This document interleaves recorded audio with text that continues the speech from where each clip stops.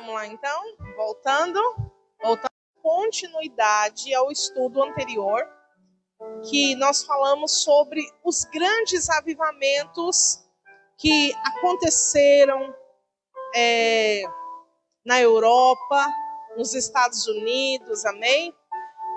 De uma maneira muito especial, o avivamento da Rua Azusa, que foi o avivamento que deu origem ao movimento pentecostalismo, tá? Então essa nomenclatura, ela é de origem desse acontecimento, tá bom?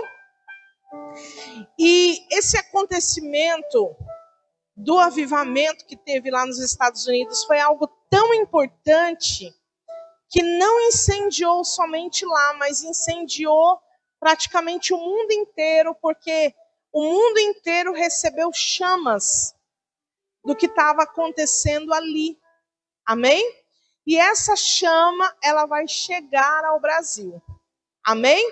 Então hoje a gente vai ter um pouquinho da noção do que isso vai repercutir no Brasil, né? As ondas que vão ser geradas no Brasil através do acontecimento que teve ali. Só que antes disso, eu tenho aqui comigo uma lista das principais igrejas, né? Acho que são 4 folhas, se não me engano, acho que são. No período em que elas foram fundadas, as igrejas evangélicas no Brasil, tá?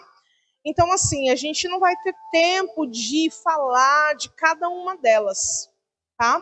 Eu vou apenas citar, desenvolver a igreja evangélica no Brasil. Amém?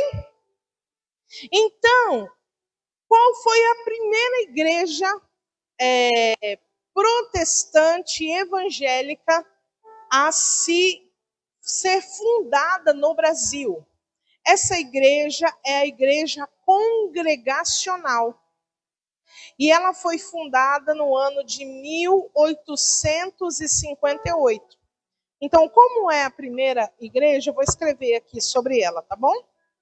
Então, a primeira foi a Igreja Congregacional.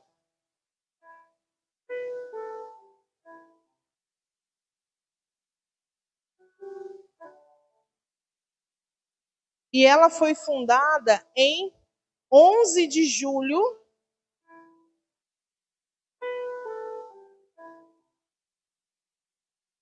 de 1858. Essa é bem antiga, né? Chegaram aqui no Brasil um casal de missionários. O nome dele era Robert e o nome da sua esposa Sarah. E aí eles começaram essa primeira igreja evangélica no estilo congregacional. Amém? Depois, no ano de 1862, é que surgiu a primeira denominação da igreja presbiteriana no Brasil. Então, depois dessa, veio a presbiteriana.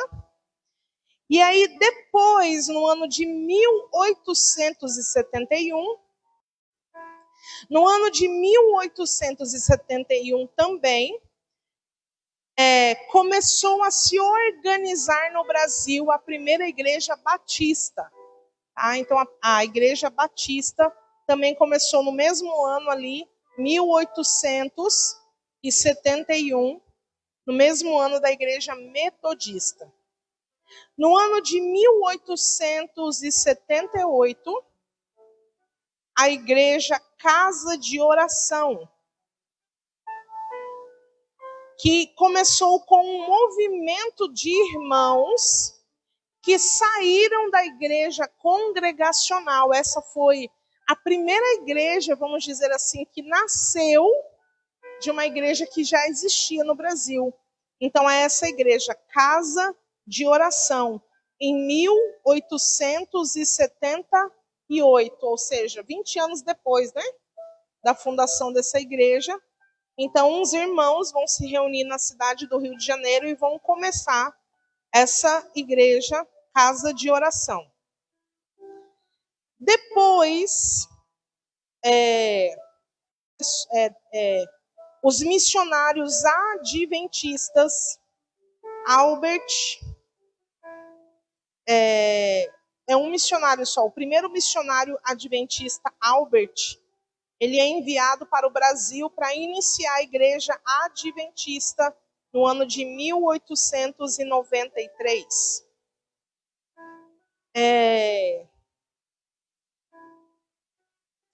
No ano de 1910, aí aqui que começa algo muito interessante.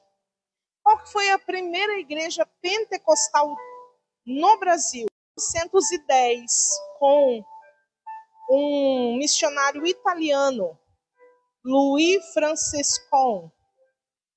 E a congregação cristã no Brasil, ela começou no Paraná.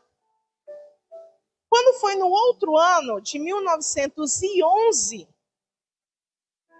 desembarcou no porto de Belém do Pará 2 missionários, um chamado Daniel Berg e outro chamado Gunnar Vingre. Aí esses 2 missionários, eles estavam lá na Rua Azusa. E eles vieram para o Brasil debaixo de uma palavra que eles receberam, e deveriam vir para o Brasil. E ao chegar no Belém do Pará, então, eles começam no ano de 1911 as reuniões que vão dar origem à Assembleia de Deus. Tá? Então, olha só que coisa interessante que eu percebi que aconteceu no Brasil.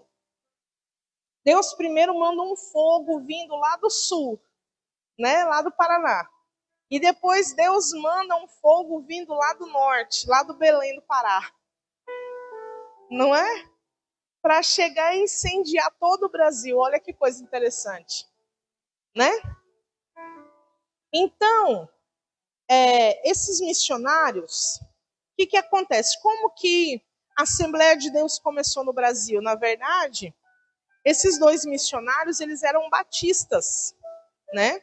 Mas como eles tinham tido a experiência lá na Rua Azusa, com a questão da experiência com o Espírito Santo, então, quando eles vieram para o Brasil, eles já não eram considerados da Igreja Batista. Mas, apesar disso, eles foram para então, eles começaram a aplicar tudo aquilo que eles tinham vivido como experiência lá nos Estados Unidos. O que começou a acontecer? O povo começou a orar em língua e começou aquele fogo do Espírito Santo. Quando o pastor voltou, já não tinha mais Igreja Batista.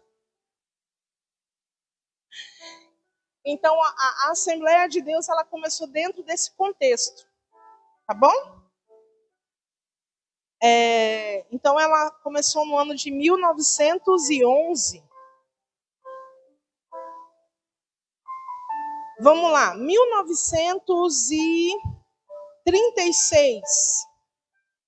Foi inaugurada a Igreja Metodista Livre. No ano de 1946, a Igreja Evangélica Avivamento Bíblico. Sabe essa igreja que tem aqui? No ano de 1946. É porque a Metodista Livre saiu de dentro da Metodista. Uhum. Ela é considerada uma igreja histórica, né? Tradicional. Uhum. Isso, exatamente.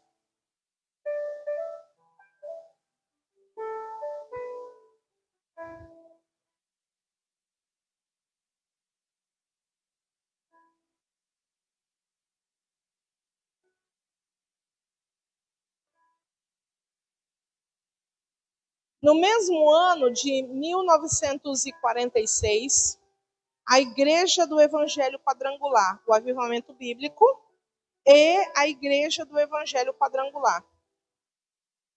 No ano Não, desculpa, gente, é que eu olhei errado aqui. Não foi em 1946, não. 1951, Igreja do Evangelho Quadrangular. Isso. É que em 1946 os missionários chegaram aqui, mas ela foi fundada em 1951. Em 1953, começava o Ministério Voz da Verdade no Brasil, que saiu da Igreja Metodista. A Voz da Verdade saiu da Igreja Metodista do Brasil.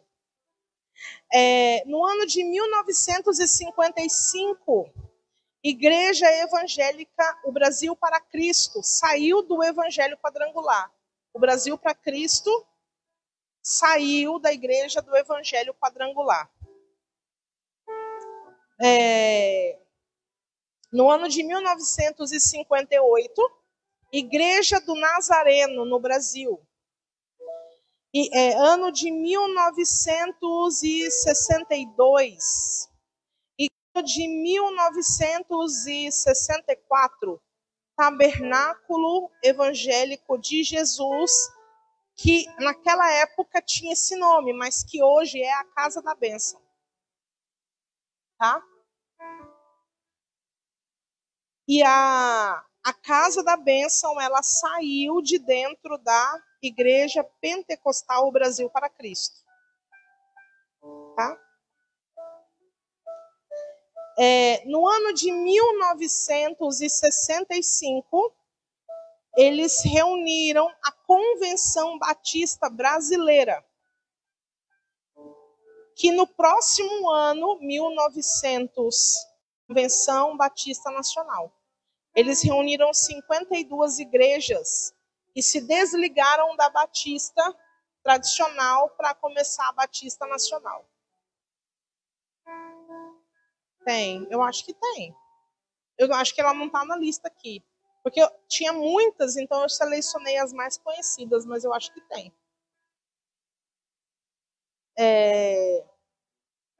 Então, a Convenção Batista Nacional, que se reuniu num grupo de 52 igrejas e se desligaram da Batista, foi no ano de 1966.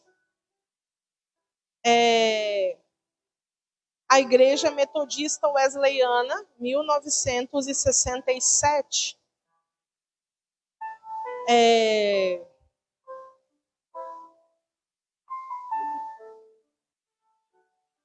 Metodista Wesleyana.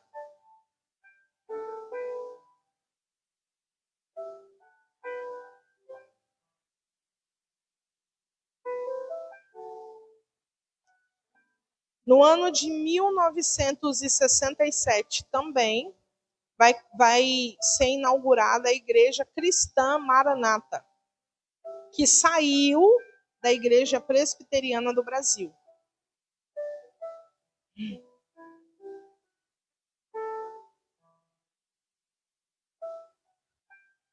No ano de 1972, Igreja Holiness.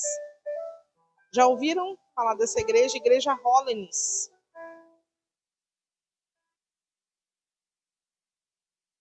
Não sei. Verdade. No ano de 1977, Igreja Universal do Reino de Deus.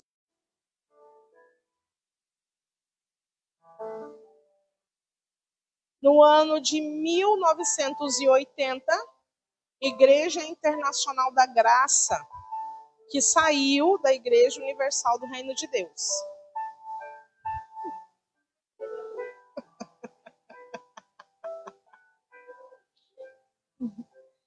Ano de 1983, Assembleia de Deus Nipo Brasileira, que saiu de dentro da Assembleia de Deus.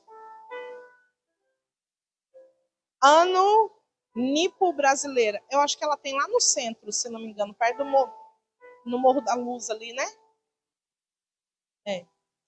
No ano de 1986, Igreja Renascer em Cristo. 86 agora. Renascer em Cristo. Que saiu de dentro da Igreja Pentecostal da Bíblia. Ano de 1992, Sara Nossa Terra.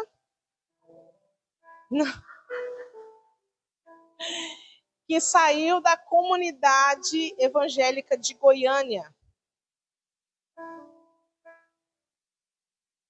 1994, Igreja Fonte da Vida, que também saiu da comunidade evangélica de Goiânia. 1997, Igreja Videira, que saiu da Igreja Luz para os Povos. Igreja Mundial do Poder de Deus, que saiu da Igreja Universal do Reino de Deus. No ano 2000, Bola de Neve Church, que saiu da Igreja Renascer em Cristo. 2000, ano 2000. Ano passado. Foi passado. O apóstolo Rinaldo Luiz de Seixas. 2004. Eu não sei nem porque eu anotei isso aqui. Caminho da Graça. É a igreja que o Caio Fábio fundou. Não sei nem porque eu coloquei. 2006. 2006. Igreja Apostólica Plenitude do Trono de Deus. 2006. Ela saiu da Igreja Mundial do Poder de Deus. A Igreja Mundial saiu da Universal. E a Igreja Plenitude do Trono de Deus saiu da Mundial. Entenderam? Tá.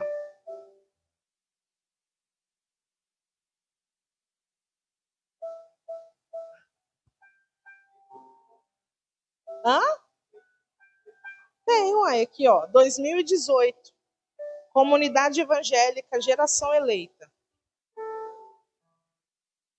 Que desde o ano de 2014 se reunia um grupo de irmãos para cultuar na área.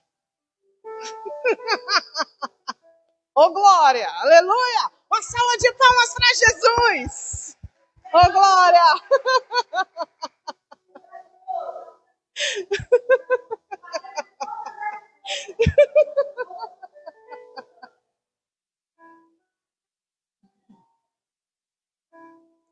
Ian, pega lá um negócio de apagar aqui pra mim depois. Oi. Não, vou entrar em outro assunto agora. Claro. Tá caindo a live? Vem aqui falar. Aleluia. Amém, gente. Deixa eu trocar algumas coisas para vocês aqui em miúdos do que foi falado aqui nessa noite. Quando a história das igrejas aqui falam assim, igreja tal saiu da igreja tal. Não significa isso. Porque tem algumas igrejas, as igrejas que funcionam como convenção, eles têm a convenção zela por aquilo que se prega dentro das igrejas batistas. Elas estão na convenção, porém, elas seguem independentes. Elas são independentes. Elas são independentes. E aí, elas são independentes, mas todas seguem a mesma linha daquela convenção. E aí, quando alguém começa a se distanciar do que se é ensinado, do que se é pregado, do que se foi estabelecido, para que seja tratado aquilo. Se o pastor daquela igreja se nega à convenção, ela desliga aquela igreja da convenção, e ela passa a não ser mais considerada como igreja da convenção. A convenção não responde mais pela igreja. Ou o pastor decide que não vai mais fazer parte da convenção. E aí, infelizmente, por esse tipo de coisa a gente vê tantos absurdos acontecendo hoje. As igrejas de comunidade não têm convenções, mas elas seguem um estilo de matriz e filiais. Entende? São abertas, e todas as igrejas que são abertas precisam para prestar conta para uma que é a matriz. Então, eles têm um sistema de liderança que funciona assim. E já a geração eleita, queridos, nós ainda vamos falar bastante a respeito disso, ela não funciona nem no estilo de convenção, porque nós não fazemos parte de uma convenção, mas também não funcionamos no estilo de comunidade, apesar de ser comunidade. Por quê? Porque as igrejas que daqui saírem, dessa igreja saírem, no nome do Senhor Jesus Cristo, não sairão daqui porque irá dividir. Amém? Mas nós entendemos que a igreja ela precisa se multiplicar. Nós estamos reunidos aqui hoje em 3, 6, 9, 11 pessoas aqui, adultos. Então aqui, vamos supor, tem pastores que têm um chamado de Deus para pastorear uma igreja, correto? Essas pessoas irão ficar, ela vai estar sendo trabalhada por Deus, sendo preparada por Deus, até o dia em que o Senhor preparar o rebanho, que ela se tornará responsável por esse rebanho. Amém? Todos estão entendendo? Então, quando essa pessoa estiver preparada para poder pastorear um rebanho e existir esse rebanho, ela é enviada para pastorear esse rebanho. E ao ser enviada, ela está sendo preparada de que forma, querido? Ela vai continuar ligada à igreja que ela está saindo, deve ficar pelo seguinte, por uma questão de honra e de fidelidade. Amém? Porque honra a quem honra. Por exemplo, o teu filho casa, mas ele continua te honrando como pai, como mãe. Amém? Ele continua te respeitando. Todas as vezes que você precisar dele, ou ele precisar de você, vai existir o quê? Uma disposição entre vocês de se ajudarem. Amém? A geração eleita funciona da mesma forma. Porém, eu sou pastor da igreja aqui, que é a primeira delas, não a matriz. Mas nós estamos começando uma igreja lá em Jaciara ou Chapada, Coquetel Elismar. Mas a direção de Deus para aquela cidade é dada não para mim, mas é dada para o Elismar, que é o pastor lá. Por que isso? Porque é ele que está vivendo o dia a dia da cidade. É ele que está lá, ele está pagando um preço, ele está orando. Eu estou em Cuiabá. A direção que Deus vai me dar é para a igreja de Cuiabá. E aqui, todos da igreja vão seguir essa direção até que, realmente, ela vai. O que for para Jaciara, o que for para outros bairros aqui, eles vão para lá, vão se tornar pastores desse rebanho. Porém, a direção deles, as de Cuiabá, vai ter que haver um consenso mútuo. Por quê? Porque é o mesmo céu aqui. É o mesmo céu. Mas quem vai para outra cidade, ele é o responsável pela direção lá. Amém? Então vai uma questão de honra. Por quê? Porque a palavra de Deus fala a respeito de honra e de fidelidade. Em todos os textos que você for ler, você vai encontrar alguma coisa sobre honra e fidelidade. Então, como um pai não deixa de ser pai e filho não deixa de ser filho, assim é o nosso pensamento em relação às igrejas que saírem daqui. Mas as igrejas que aqui saíram, querido, que estão acontecendo aqui, nem todas elas saíram por causa de divisão. Sabe, elas aconteceram por quê? Porque elas estavam preparadas, líderes sendo preparados dentro de uma igreja. Quando ela ficou pronto, ela recebeu um rebanho. Não foi uma divisão. Não foi uma divisão. Divisão é quando há uma quebra de aliança. Quando existe essa quebra, é divisão. Mas quando sai, nós estamos, como eu falando, em 11 pessoas aqui. Mas vamos supor, a Norma tem um chamado pastoral. E ela já tem um trabalho. Nós vamos começar um trabalho aqui mesmo na cidade. Tá, peraí, vem cá. Vamos lá no CPA. Quem é do CPA? Ah, você e você. Não fica mais fácil enviar a Norma com as pessoas que são do CPA para começar um trabalho no CPA? É isso que a gente faz dentro. A não ser que ela vai para uma outra cidade. Aí, Deus direcionando também, a gente vai enviar pessoas com ela. Entende como que funciona? E a igreja é responsável pelo filho até ele começar a andar sozinho. Segura ele, cuida dele, até ele começar a andar sozinho. Enquanto ele não anda, ele vai aonde o pai vai, aonde a mãe vai. Amém? Então, assim, quando fala aqui, é só isso que eu queria deixar aqui. Quando fala aqui, igreja tal saiu da igreja tal, não significa que foi uma rebelião ou uma divisão. Tá? Tem muitas aqui que saíram de divisão, mas e a maioria das que saíram por divisão aqui, saíram, sabe por quê? Não é por divergência, não. É porque tinha alguém que estava junto como pastor, querendo ganhar o mesmo tanto ou mais. Isso dividiu por causa de dinheiro. Não foi por causa de, não, porque eu quero fazer a obra de Deus desse jeito, porque Deus está me dando uma direção assim, porque eu tenho um chamado de Deus para mim. Não, não é isso. A maioria das divisões aconteceram por causa de dinheiro. Dinheiro, tão somente dinheiro. Não vou ficar aqui porque eu posso ganhar muito mais se eu abrir meu ministério. Entende?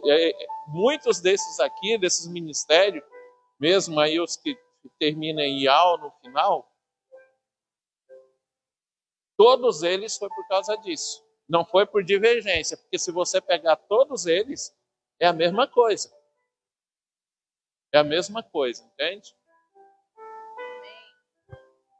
Glória a Deus.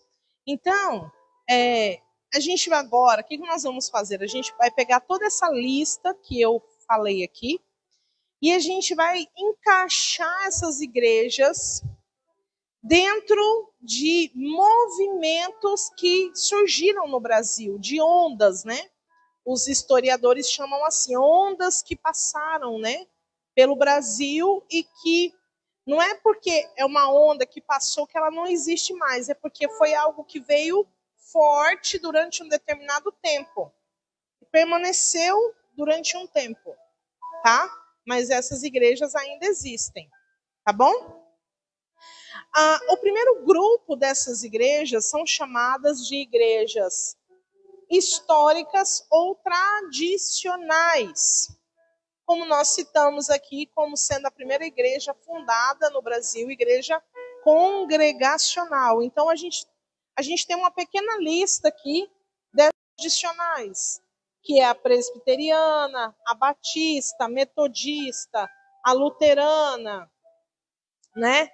Todas essas igrejas que têm uma liturgia, essa é a principal marca das igrejas históricas. Eles permanecem fazendo o culto da mesma maneira há muito tempo, até os dias de hoje.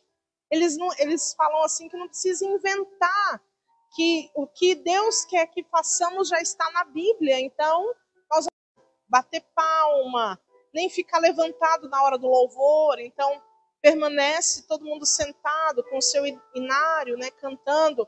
E a ênfase do culto é a pregação da palavra, né? Eles são igrejas que eles dão muita ênfase na pregação da palavra. Uma outra característica dessas igrejas é que o modelo é um modelo de como que chama? Presbitério, mas tem um outro nome. Esqueci, agora me fugiu da minha mente. Onde quem governa a igreja é um grupo de pessoas, né, que são ali colocadas como sendo a liderança da igreja. Então, no caso, o pastor, ele é apenas um funcionário da igreja, tá? Ele recebe para ser um funcionário. Então, quem dita se aquele pastor vai permanecer naquela igreja ou não é esse grupo de pessoas. São eles quem decide aonde vai abrir uma igreja, onde vai começar tal obra. O pastor, ele não decide nada, ele apenas gerencia a igreja de uma forma que ele vai ali para cumprir as obrigações, né, do batismo, da ceia, do culto fúnebre, enfim, tudo aquilo que é da responsabilidade dele, tá? Mas não é ele quem determina as decisões, assembleias. Isso mesmo, é isso mesmo, é. Exatamente, são as assembleias. É isso. Entenderam? Então, esse é o sistema de governo das igrejas tidas como tradicionais ou históricas.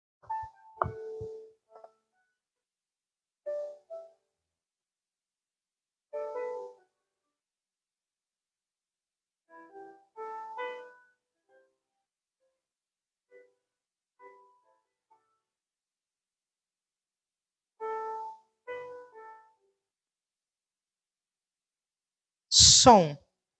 A segunda onda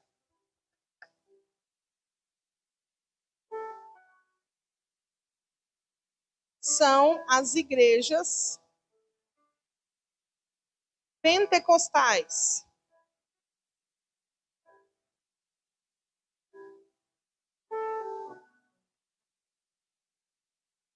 E aí a gente vai citar algumas delas aqui, né? Que, como nós falamos, a Congregação Cristã,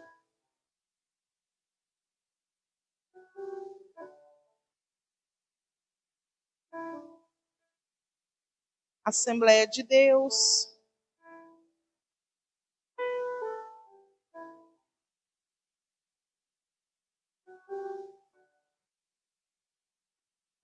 Igreja Deus é Amor,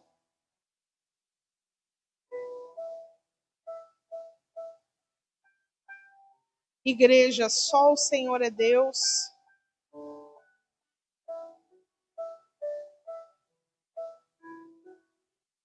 Igreja Brasil para Cristo,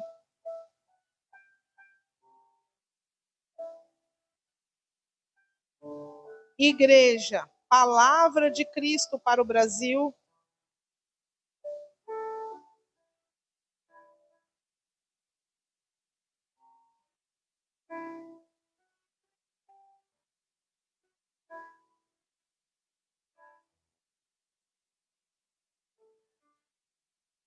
Igreja Casa da Bênção, Igreja Vida Nova, Igreja do Evangelho Quadrangular.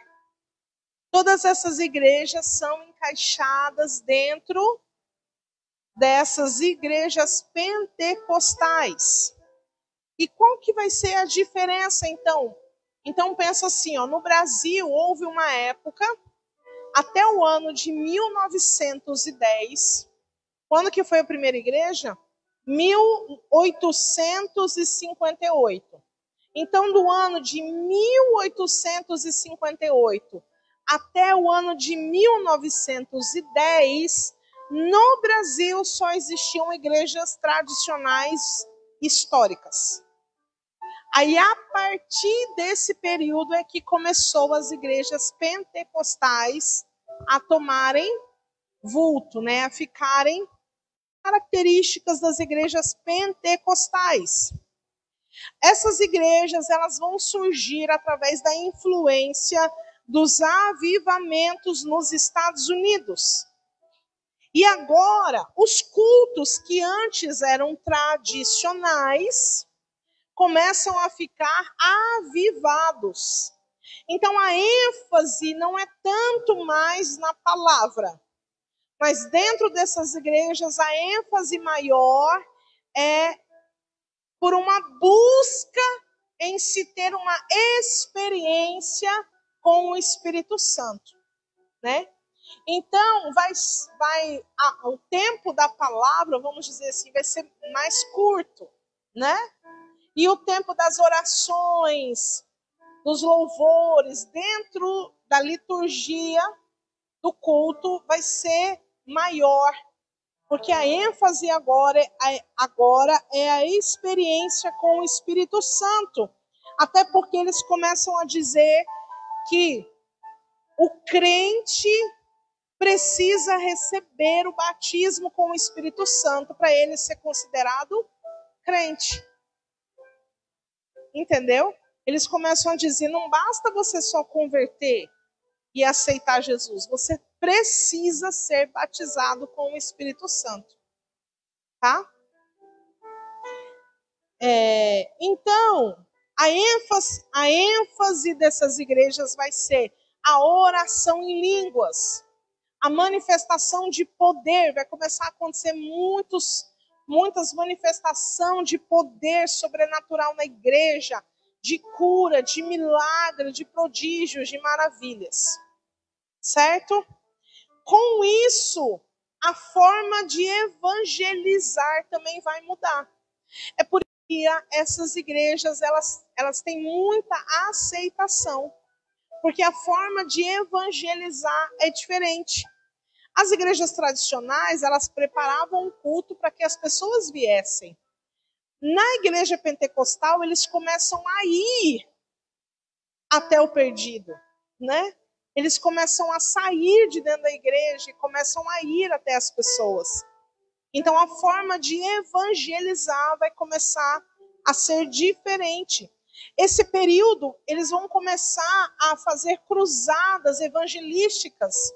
Algumas dessas igrejas, eles vão ter uma estratégia de... Eles não têm um templo físico. O que eles fazem? Eles compram uma tenda de circo e aí eles ficam indo de cidade em cidade. Por exemplo, vamos passar 3 meses em Cuiabá. Aí eles armam a tenda num lugar estratégico e ali eles ficam durante 3 meses evangelizando as pessoas daquela cidade, né? E aí depois, agora vão para outra cidade, entendeu? Algumas dessas igrejas não tinha templo, então eles têm uma pegada evangelística diferente, tá?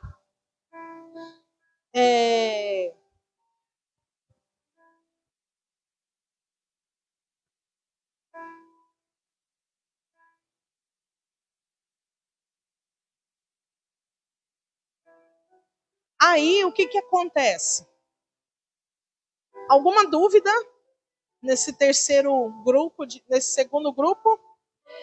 Vamos passar agora para o terceiro grupo.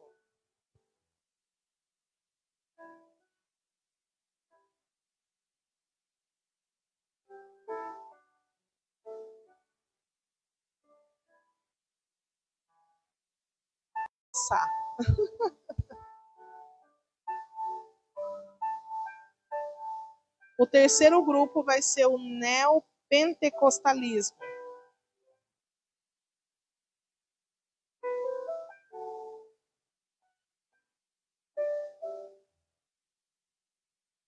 Essa palavra neo é de novo.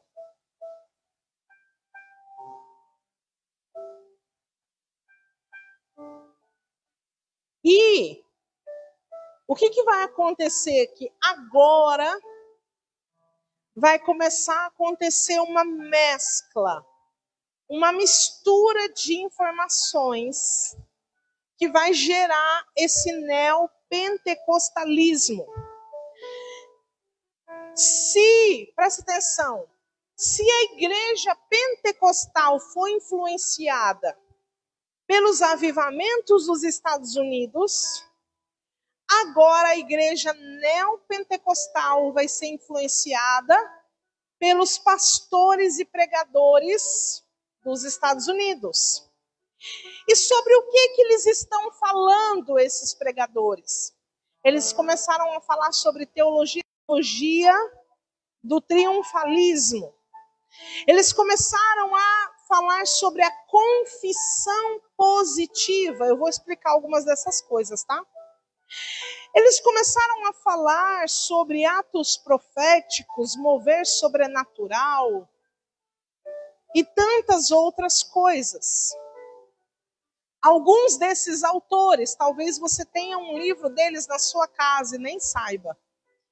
Kenneth Hagin, Joyce Meyer, Creford Dollar, Miles Monroe, Benny Hinn, Mike Murdock e tantos outros, né? Que fizeram muito sucesso a partir da década de 90.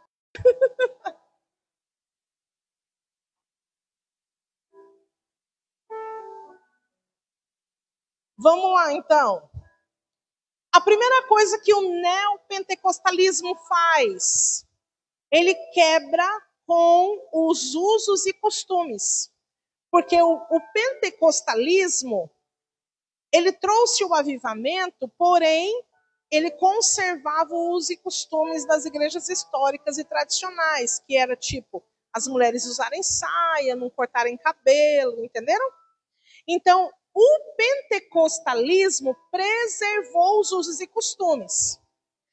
O neopentecostalismo, a primeira coisa que ele vai fazer é quebrar com a prática dos usos e costumes dentro da igreja. Certo, gente?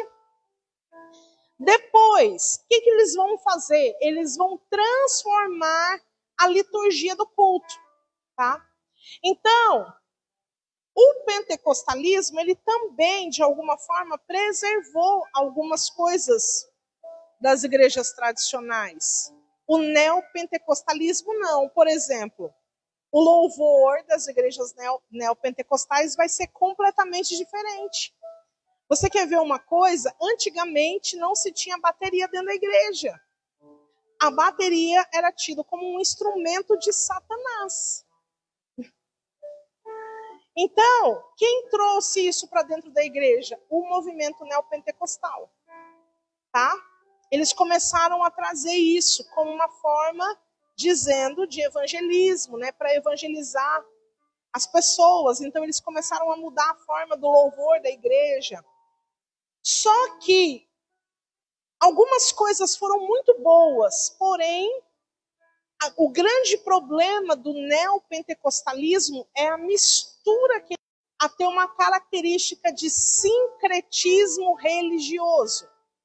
O que significa isso, gente? Eles começaram a trazer para dentro do culto objetos ungidos.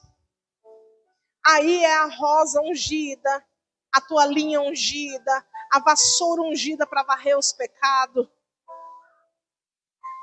A própria água ungida, que é o sal ungido dentro do culto, né, que tem que passar no vale do sal, prática do espiritismo.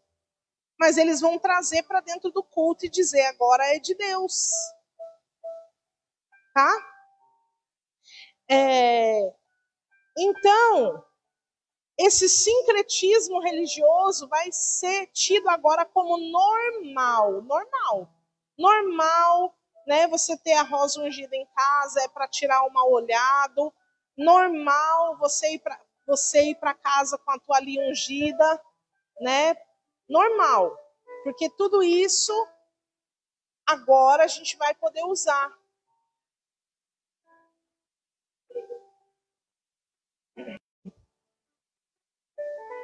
Sim, foi na década de 70, mais ou menos. Isso, aham. Mas não teve uma igreja, porque o que começou a acontecer? Foi um movimento mesmo, que eles começaram a importar os livros, né? Dos pregadores dos Estados Unidos, e lá isso já era uma prática. Então eles começaram a importar. Isso.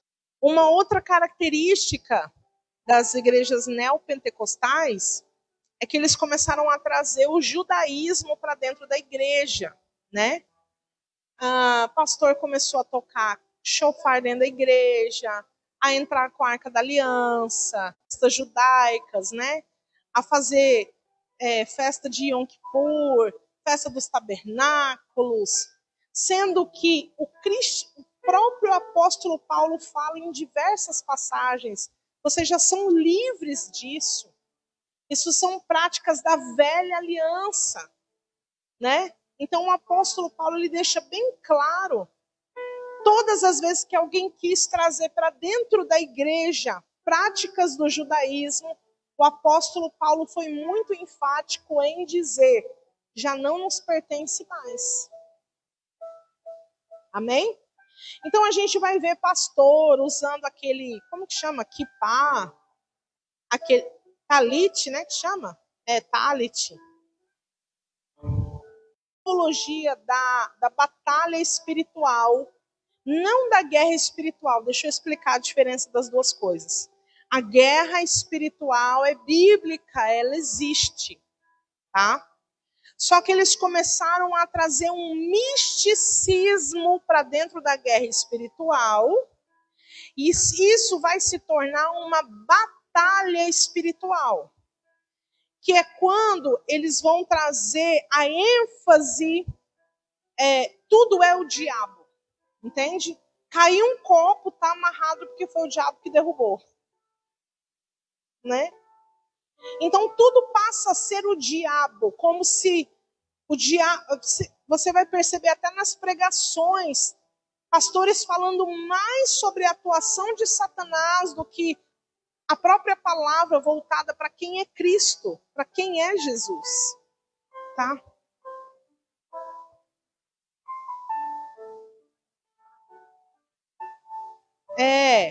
De visitar, né? De visitar o inferno, né? Livros. Por exemplo, os livros da Rebecca Brown, nessa época, estourou no Brasil, né? Outra pessoa que trouxe muito esse conceito de batalha espiritual para o Brasil foi a Neuza Etioca. Na época, ela trouxe bastante esse conceito. Brown.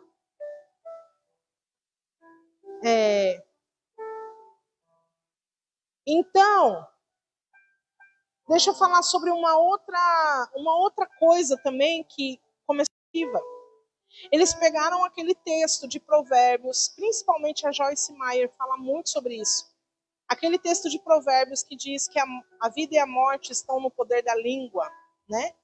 E eles começaram a dizer o seguinte, olha, sua palavra tem poder, cuida com o que você fala, e tal, tal, tal. Gente, a questão é o seguinte, isso é real? As palavras têm poder? Tem. Só que não adianta, por exemplo, eu determinar se eu não tiver uma atitude dentro da palavra. Você entende? Mas eles começaram a dar ênfase para o fato de que eu tenho que determinar para acontecer. Não, eu tenho que obedecer a palavra para acontecer. E aí, se eu profetizar, e se Deus quiser me abençoar, daí Ele vai abençoar. Mas eu não determino nada. Entendeu? Então, essa confissão positiva começou a ganhar muita ênfase dentro da igreja em relação a isso. Tá? E a gente precisa tomar cuidado com isso, porque a gente tem que profetizar, a gente tem que crer, mas a gente não tem que entrar dentro de algo místico, tá? Achando que só a palavra que sai da minha boca é que vai fazer o que tem que ser feito. Não, a palavra que sai da minha boca tem que combinar com a minha atitude de cristão, para que isso tenha algum efeito no mundo espiritual, porque senão é só palavra. Diziam que tudo era mover do Espírito. É tão interessante porque eles vão trazer o mundo espiritual como um dualismo. Tudo aquilo que é mal, tudo é capeta, né? E tudo aquilo que é sobrenatural é o Espírito Santo. Então, colar a pessoa na parede é o Espírito Santo. Tacar o paletó e a pessoa cair é o Espírito Santo. Só que o problema de tudo isso é onde isso está na Bíblia. A pergunta é o seguinte, para que Deus vai fazer a pessoa cair, se ele é o Deus que levanta. E a teologia da prosperidade, ela foi assim, e aí eu quero abrir um parêntese bem grande e dizer o seguinte: ter dinheiro não é prosperidade, gente. Pelo amor de Jesus Cristo, para de olhar para a pessoa que tem dinheiro e falar fulano é próspero, porque isso não significa nada.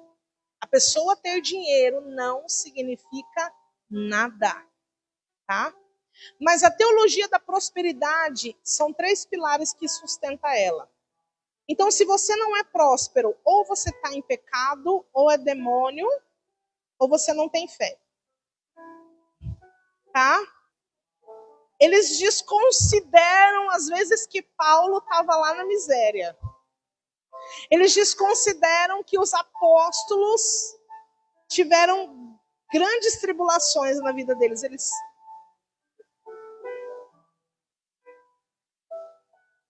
Tudo isso é desconsiderado pela teologia da prosperidade, né? E aí, por conta disso, o que eles vão fazer? Vão fazer campanha. Mas a campanha não é de oração, de jejum, é campanha de salvar o seu tudo. Vende a sua casa, vende o seu carro, faz empréstimo. Entendeu? Tá? Percebe como uma coisa vai sendo ligada na outra? Aí, a estratégia de evangelismo também vai mudar. Lembra que eu falei da estratégia de evangelismo dos pentecostais? Agora, os neopentecostais é uma estratégia de marketing. Vamos fazer células, discipulados, G12, MDA. Como eu coloquei o nome das outras igrejas aqui, a gente vai citar algumas delas que se encaixam dentro desse movimento neopentecostal. Igreja Universal, Igreja Internacional da Graça. Algumas vão dizer assim, que a pessoa que não for dizimista já está condenada ao inferno. Porque, olha a ligação que eles fazem. Porque se a pessoa não é dizimista, ela é ladrão. E aí lá em Apocalipse fala que os ladrões não herdarão o reino dos céus. Então, se você não é dizimista, Igreja Mundial do Poder de Deus, Igreja Renascer em Cristo, Igreja Fonte da Vida, Sara Nossa Terra, Igreja Videira e tantas outras. Então, algumas dessas igrejas não se declaram neopentecostais, mas elas são. Se a gente pegar a prática que elas têm com as características do neopentecostalismo, se encaixa, sim, como neopentecostal. A quarta e última onda. Vamos lá, para a gente ser bem rápido aqui. Essas igrejas, lembra que eu falei que os neopentecostais eles vão romper com os usos e costumes? Essas igrejas elas vão romper com toda e qualquer tradição cristã. Então, eles não têm nenhum compromisso com a tradição cristã. Eles não respondem a nenhuma tradição cristã robusta. Depois eu vou explicar o que significa isso. Suas doutrinas e crenças são ditados pela própria igreja. O seu sistema de governo é piramidal. Ou seja, tem um homem que agora, geralmente é o apóstolo, né? E aí a igreja já não vive mais a doutrina dos apóstolos. A igreja vive a doutrina do próprio apóstolo. Entendeu? Ele se acha no direito de dizer o que a igreja vai crer ou não. Entenderam? Outra característica. O ponto de contato, olha que coisa interessante. Na igreja neopentecostal, os pontos de contato é o objeto ungido, né? Na igreja moderna, ele é quem vai te trazer a prosperidade. É ele quem vai te abençoar. Se você não servir a ele, você está lascado. E aí, dentro disso, eles usam um termo que é um pouco polêmico. Por quê? Porque dentro da palavra, a gente vê algumas coisas que apontam para isso, porém, eles usam de uma forma deturpada, que é a questão do paternalismo espiritual. Eu sou seu pai espiritual e agora você me deve uma obediência cega. Ai de você se pisar fora da linha comigo. É dentro desse esquema, é dentro dessa estrutura. Vou te explicar sobre isso. Deuteronômio 22. Quando construíres uma casa nova, farás um parapeito ao redor do terraço, para que não tragas sangue sobre a tua casa se alguém cair dela. Não plante 2 tipos de semente na tua vinha, com 2 espécies de sementes, para que não degenere o fruto da semente que semeastes, nem o produto da vinha. Não lavrarás com boi e jumento no mesmo jugo. Vamos ler só até aí. Pastora, o que isso tem a ver? Vou te explicar. A primeira coisa que a gente observa aqui nesse texto, ele falando assim, olha, se você for construir uma casa, essa casa tiver um terraço, constrói um parapeito. O que é? Uma proteção. Porque se alguém cair de lá, a culpa da morte dessa pessoa é sua. Uau! E o que a palavra de Deus está querendo dizer com isso? Ela está falando assim, olha, a igreja é um edifício. Você está construindo um edifício para o Senhor? Então, constrói o parapeito. Porque a pessoa que estiver na igreja e se perder porque não tem um parapeito, o sangue dela vai ser cobrado dessa igreja. O que é esse parapeito, amados?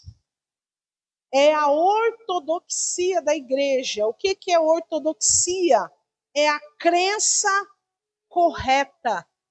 É o evangelho genuíno e verdadeiro.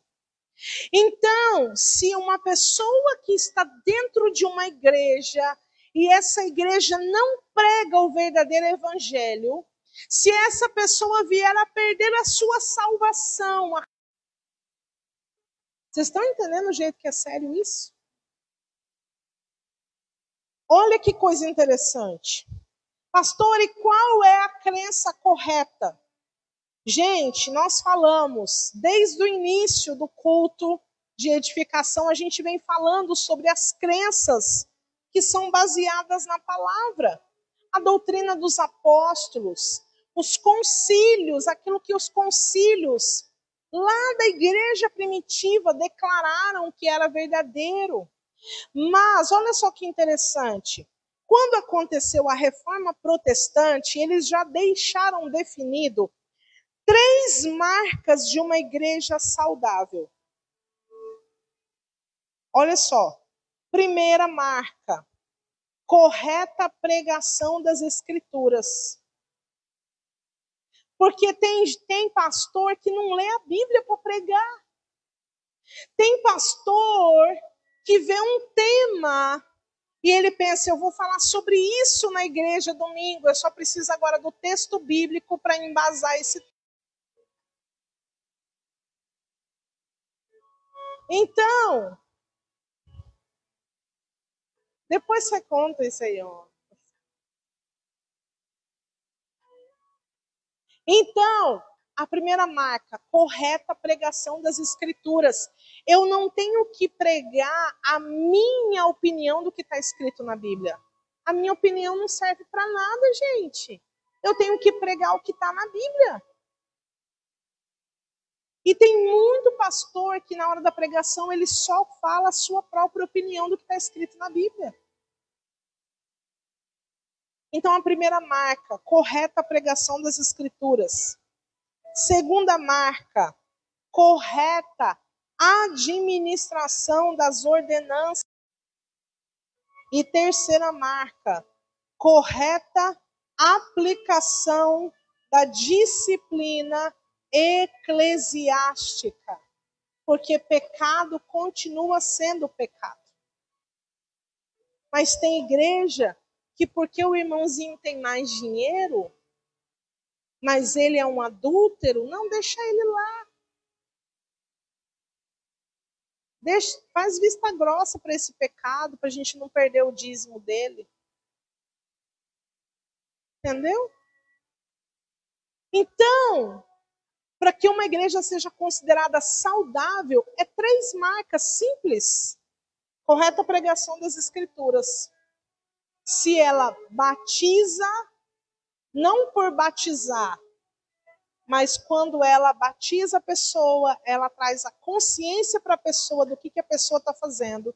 E quando a pessoa ceia, a igreja também dá essa consciência do que é a ceia, do que é aquele momento, do que ela está trazendo para ela sobre a ceia. Se a igreja traz isso, essa consciência para aquela pessoa, então ela está dentro. Ela não é uma igreja perfeita, mas ela está no caminho certo. Amém? Glória a Deus. A outra coisa que a gente vê aqui nesse texto é que eles não podiam misturar a semente. Por que não podia misturar a semente? Porque ele está falando assim, se você misturar a semente, você compromete a colheita. E a Bíblia diz que a igreja vai buscar essa colheita. Vai ter o dia da ceifa. Se eu misturar a semente, o que é o misturar a semente? Eu trago um pouquinho de evangelho, mas eu também trago um pouquinho de autoajuda. Eu trago um pouquinho de evangelho, mas eu também trago uma vã filosofia para amenizar o ego das pessoas. Eu trago o evangelho, mas eu também trago uma mensagem de coach motivacional, para que as pessoas saiam do culto vibrando. Uau, que culto maravilhoso! Sendo que o culto nem foi para ela. Nem é para ela, né, na verdade, o culto. Isso é semente misturada. E semente misturada gera um cristão híbrido. Ele é meio crente e meio ímpio.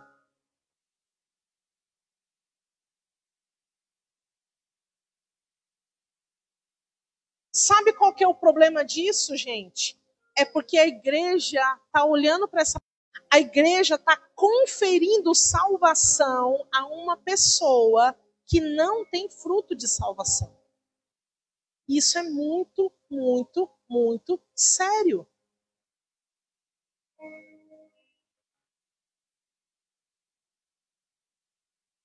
E a terceira e última coisa que fala esse texto é sobre um jugo desigual.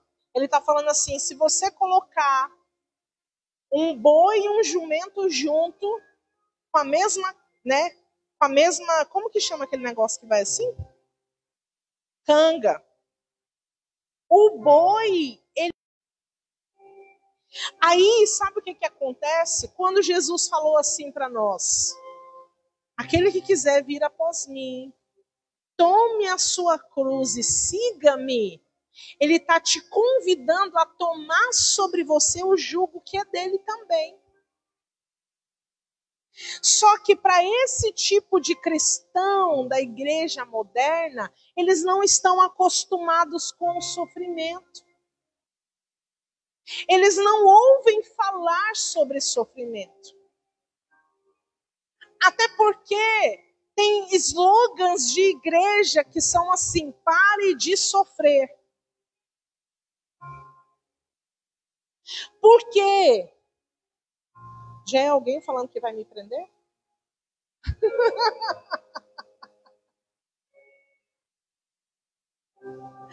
Ai, meu Deus. Porque é o seguinte, gente, essas igrejas, elas não se importam com a opinião de Jesus sobre o que elas estão fazendo. Essas igrejas, sabe, elas oferecem um serviço para as pessoas. O que você quer é alívio das suas dores? Toma. O que você quer é realização dos seus sonhos? Toma. Sendo que o evangelho tem isso? Tem, mas o evangelho não é só isso. Esse é o grande problema. Não, eu falo assim na pregação, né? Na pregação é o que eles oferecem, né? Gente, tem igrejas que fazem pesquisa do público-alvo deles. Eles saem na redondeza que elas gostariam de ouvir se elas fossem na igreja. E aí o que eles pregam não é a palavra, é o que as pessoas gostariam de ouvir. Eu já ouvi um pastor dando uma entrevista falando assim, ó, ele falando bem assim num podcast, porque a gente prepara todo o ambiente para a pessoa. Desde o momento que ela está no estacionamento, quando ela chega na fila, olha o que ele falou, quando ela chega na fila da porta de entrada, porque na porta de entrada da igreja tem que ter fila, porque na mente dela ela vai entender que se tem a fila, é porque é algo muito bom, tem muita gente querendo. Então eu tenho que arrumar uma estratégia de ter uma fila na porta da igreja. Desde o momento que ela entra na fila da porta da igreja, na hora que ela entra, na hora que ela sente o cheiro do ambiente da igreja, a igreja tem um cheiro perfumada com aquele perfume só. Aí no final ele arremata o que ele estava falando com a seguinte frase. Ele diz assim, ó, porque ela pode nem se lembrar da palavra que ela escutou, mas ela vai se lembrar da experiência que ela teve quando ela chegou na igreja. Eu falei, oi?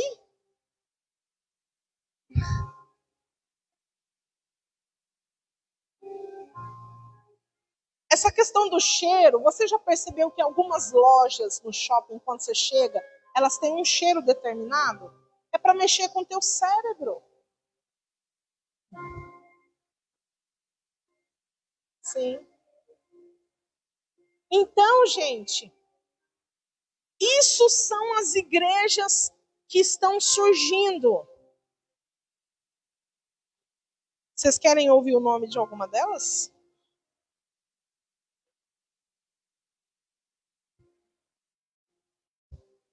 Reino Church, Zion Church, Ia Church, Brasa Church e tantas outras que não têm compromisso nenhum com o reino de Deus e a palavra genuína do Senhor. Eles declaram como sucesso a multidão que está seguindo eles. E para eles é só isso que importa. Tem uma multidão, tá tudo ok. Deus está com a gente, nós estamos prosperando, nós estamos arrasando no mundo espiritual. Mas o que eles não sabem, e talvez não se deram conta, é que Jesus, o sumo sacerdote, ele tem as igrejas nas mãos dele, amém? E ele vai chegar o dia que ele vai pedir conta de todas essas coisas. Glória a Deus. Vamos ficar de pé.